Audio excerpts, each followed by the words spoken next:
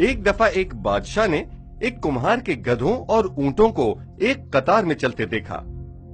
کمہار کو بلایا اور پوچھا، یہ کس طرح سیدھے چلتے ہیں؟ کمہار نے کہا، جو لائن توڑتا ہے اس کو سزا دیتا ہوں۔ بادشاہ بولا، میرے ملک میں امن و امان ٹھیک کر سکتے ہو؟ کمہار نے حامی بھر لی اور بادشاہ کے ساتھ چل پڑا۔ دارالحکومت پہنچتے ہی عدالت لگا لی۔ چور کا مقدمہ آیا تو چور کو ہاتھ کاٹنے کی سزا دی۔ جلاد نے وزیر اعظم کی طرف اشارہ کیا کہ چور کو ان کی سرپرستی حاصل ہے۔ کمہار نے پھر حکم دیا، چور کا ہاتھ کاٹا جائے۔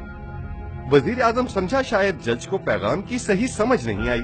وہ آگے بڑھا، کمہار کے کان میں کہا کہ یہ اپنا آدمی ہے۔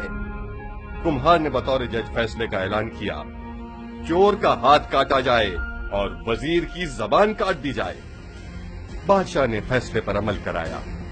آگ و خون کی لپیٹ میں آئے ہوئے ملک میں ایک ہی فیصلے سے مکمل امن قائم ہو گیا۔